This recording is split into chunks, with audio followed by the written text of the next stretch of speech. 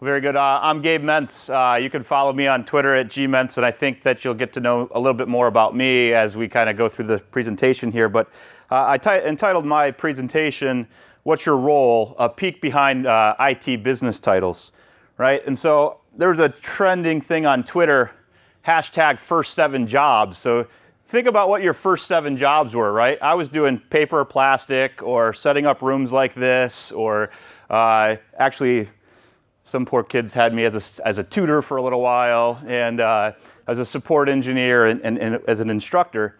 And then I kind of got into the big boy life, right? And I went into corporate IT. And I kind of see the first 3 roles or business titles that I had in corporate IT as really a function of C, right? It's a for loop. And it had a sleep pattern in there. And maybe I was sleeping a little bit, but sleep for about a year, rinse and repeat, and I became an analyst. And then I became an analyst 2. And then I became an analyst 3. And then I got a little bit smarter, and I had to use a little bit more of I was able to interpret a little bit more, and I became a senior analyst. And the sleep time there was for about 2 years, right, in between that. And that was a senior analyst 1 and a senior analyst 2. And then all of a sudden I got this cool little thing called PowerShell, and I was able to now loop through that, and all of a sudden I was a consultant. And I was a consultant 1 and a consultant 2, and I lived up in Wisconsin at the time, and we would come down to Chicago here, we up in Packer country, and we would come down to conferences in Chicago. And I had my analyst 1 or my senior analyst 2, or wow, I was a consultant, and I would meet people at these shows who had these really cool titles. And I was like, oh, I've never heard of that title before. And I was kind of thinking to myself, titles are kind of like bottles of wine, right? There's lots of them out there. In fact, you might have created your own at some point, right? And sometimes the most creative title, have you ever had a bottle of wine with a really creative title that was just utterly awful? Yep. Right? After all, it's about the inside of the bottle that really counts. But for many purposes, we have flashy titles on our business card. Here's, if you look at your deck of cards, there's my boring one, right? Senior Solutions Architect. But I've got folks who have some pretty creative ones. My buddy Andy Banta, who's at NetApp now, part of the SolidFire acquisition, was Storage Janitor, right? Pretty awesome title. And then if you got a 360-some billion market cap, you can pretty much go whatever title you want, right? So, which kind of leads us to, do titles matter? At the end of the day, do titles really matter?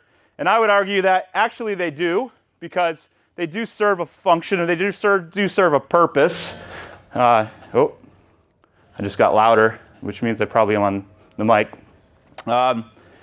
After all, we have to kind of know who to go to. If somebody's in a marketing department or an advertising or an IT, titles are kind of helpful to kind of just simply navigate the organization. But what I'm starting to find is that even employees themselves like titles, whether they're even titles they've given themselves, they can actually kind of live up to a certain expectation that a title gives them. And there was an article written by Mark Leslie. He was the CEO and founder of Veritas. He works at Leslie VC, and he wrote an article for his management school at Stanford, and he wrote it about the kind of life cycle of companies. Right? They're born, they grow, they peak, and they ultimately at some point start to kind of decline and then peter out and die. And so I kind of transpose that onto a career. Right? We're born into it, we're growing, we peak at some point, and ultimately we're gonna retire and die. And the thing is during that kind of path, we're trying to figure out, like, where are we on that arc? And do we have to be somewhere else on that arc? And I'm seeing this rise in the industry where, like, careers are a big deal to people. Well, they always have been, but now people are being open about it and talking and networking at events like this, or, at UserCon events where we've actually got sessions that you can go and grab somebody and just hash out, like, where are you want to be, and what are you doing? There's panels now. There was an opening acts panel at VMworld this past show in Vegas where the whole thing was centered around career and talking about what you're doing and where you're going with it. And a lot of the synopsis is you got to be the CEO of your own career. And you got to kind of guide where you want, which led to me is like, well, dude, I never wanted to be a CEO, right? And I'm better not jeopardize it with my own career.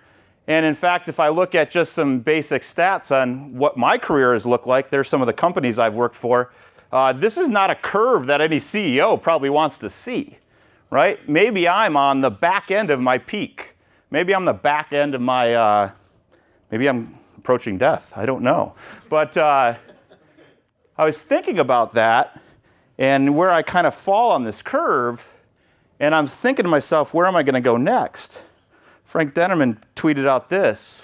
It says, if you feel useless today, remember somebody's working as a lifeguard at the Olympics. A picture of Olympic swimmers, and I mean, that's a job, huh? Kind of having a little bit of those moments. And in Mark's article, in his paper, he actually talks about extending that career, and you don't have to just follow that arc, right? There's this part of optionality that you can actually extend and prolong that career, right? And that's kind of articulated here in this, you know, here's buzzword bingo, transformation, but there's this kind of sweet spot of optionality.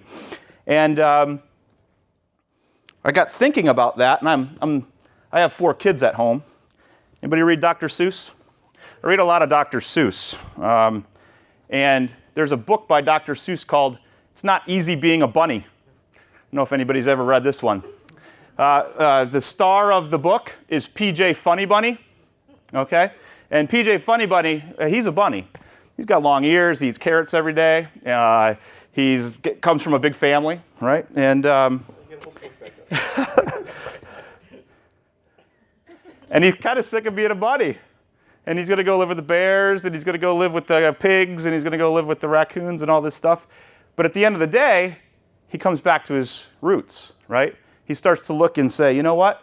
Life wasn't too bad as a bunny. And I kind of like being a bunny. And so I was thinking about that, and I was like, well, who the heck am I? And I'm kind of an instigator. I tend to be creative sometimes. I'm definitely a geek. I get impatient a lot. I love having impact. I like to get up in front of people and get on stage. And I'm thinking to myself, well, maybe I'm looking at this curve wrong. Maybe I should be looking at it like this, because this is actually a curve of how much impact I've had in those particular roles at the company, right? It's not a function of size, it's a function of impact. And that, for me, is what kind of gets me out of bed in the morning, makes me tick, right? And it's going to be different for every single person in this room, I'm sure. We all, you know, aren't bunnies. We all aren't bears, but we all have our own kind of things that make us tick.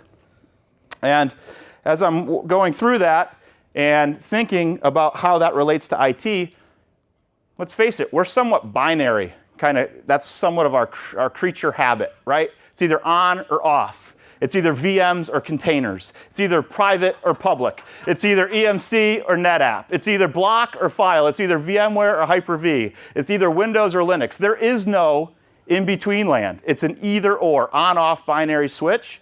And the fact of the matter is, when it comes to your career, there is a ton of gray space. There is no on-off on this. Do I travel a lot? Do I stay home a lot? Do I work for the sales team? Do I work for the marketing team? Am I true to my geek roots and I'm not going to sell out? I'm independent, right? I want a stable income versus some type of variable income. This stuff is not on or off. It's very gray. But one thing I think that is universal is I was listening to a podcast. It's a really good one by the Geek Whisperers. I don't know if anybody subscribes to that RSS. If you don't, you should. There's a session about comfort and constantly kind of challenge yourself to get out of your comfort zone, right? Constantly, I think the way that was summarized was consistently be comfortable being uncomfortable, right? And that's where, you know, I've tended to grow myself. And don't act out of something in a kind of an emotional way. Think about the long term. You know, it's a little bit cliche to say it's a marathon and not a sprint, but there's a lot of truth to that. I found that on that inflection point where I can go in and actually have that point of optionality, if you will, it's good to have a little cash in your back pocket, right? Where's Townsend? Did he step out? Okay. He wrote an article where he left his job and he didn't have another job lined up, right? If you're going to go onto that inflection point, you might want to have a little bit of an insurance plan. And you know what? Having a little bit of cash in your back pocket allows you to make a decision on things that isn't purely income related, right? It allows you to go and be the bunny that you want to be. And don't ever underestimate the impact that you can have on something. I run a local IT community out of the Pittsburgh area. That's where I'm from. And guess what? I like to drink beer, I like to eat barbecue, and I like to talk geek stuff. We call that V-brisket, right? Put a V in front of it, all of a sudden it's cool. And you get people that get together, and we've done shows at VMworld. We actually took a bus from Chicago to Las Vegas for VMworld this past year. Buses? Yeah, we did break down. Have to have another bus. But I have stickers, by the way, if anybody wants a V-brisket sticker. Shameless promotion over. But don't ever underestimate the impact that you can have. Hang around the people you want to be like. That's why I come to shows like this. Yeah. There's a lot of people in this room I've kind of been reflecting on it a little bit as people have been presenting that don't have any idea how much impact they've had on me during my career, during parts like this. And it's at little conferences like this, table conversations, coffee conversations, little pieces like this. Hang out around the people you want to be like. And if you find that yourself in a little bit of a rut, check out who you're hanging out with. Because maybe that's a reflection of where you're at, right? I got a little dirty secret about when Enrico asked me to give a presentation and come up with a title on this. I was going through some career things and I was thinking about it. So this talk and this conversation I hope you get something out of it, but it's been selfishly a lot about just a little bit of internal stargazing on this thing, right?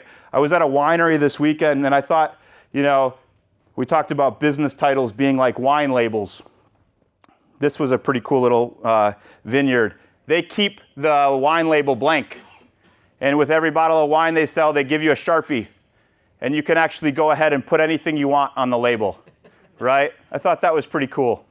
And a little bit more about me. You can just Google it. Gabe V. Brisket or Gabe Maentz. I'm on Twitter. I have pictures. There's V. Brisket there. I've done some things. So thank you very much, and open it up for questions.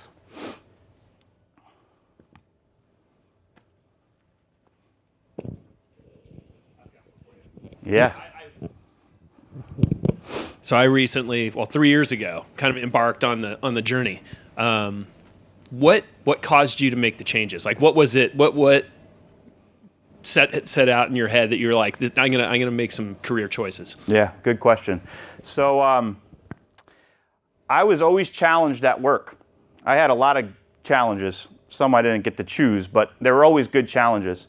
But what I found is that a lot of those challenges were almost being predictable. Like there was going to be, I knew that this challenge was going to be this. It might be a little bit different, but it was going to be a similar kind of challenge. And I wanted to kind of get, I don't know if this makes sense, but I kind of wanted to get around that, and I still wanted to be challenged, but with maybe a different kind of challenge. Does that make sense? I don't know if I'm answering that correctly, but that's kind of where my mind was at, is like, I could be challenged in the current role I was in, but I wanted to explore and look at what other challenges were out there and either fall on my face or, maybe be wildly successful and love it, right? I like the grass is greener on the other side analogy, but remember, the grass is only greener on the other side because there might be more fertilizer on that grass. So, but you don't know that until you kind of try it out.